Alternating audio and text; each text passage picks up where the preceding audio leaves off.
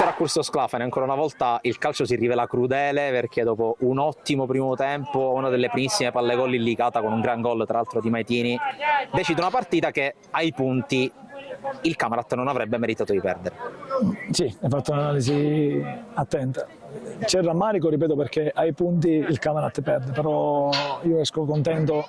dalla prestazione che hanno avuto i miei ragazzi, sono contento veramente perché hanno fatto una grande prestazione per atteggiamento, soprattutto perché quello che avevo chiesto, per attenzione tattica, per disciplina,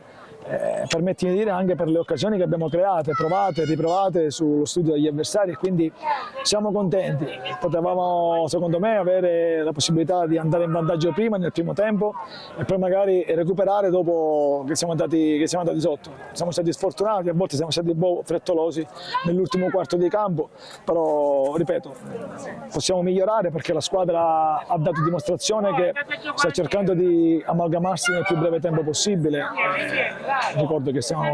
con 9 undicesimi rispetto allo scorso anno nuovi, non è facile, ripeto, siamo veramente contenti.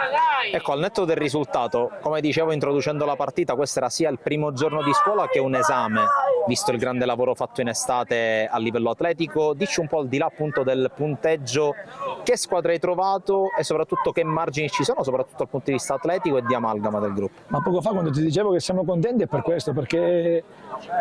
i ragazzi hanno gamba, hanno provato fino alla fine ad avere gamba, c'era uno su tutti, Michele Pane, che cercava di spingere ancora, magari l'ho frenato, così come ho frenato Kevin, ma ne sto nominando 2 o 3, però ho visto che i ragazzi avevano gamba, avevano voglia, stanno lavorando abbastanza bene, non mi aspettavo di tenere il campo così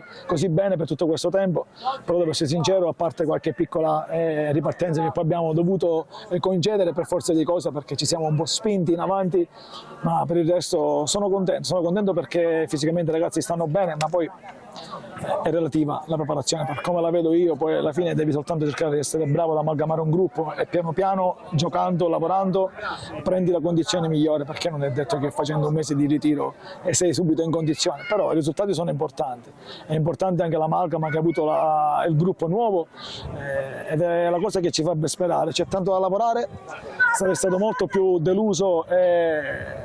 se avessimo subito veramente tanto da parte di una squadra importante come quella di Lillo Bonfatto, invece questo non è successo e sono abbastanza contento, speriamo di ribaltare al ritorno.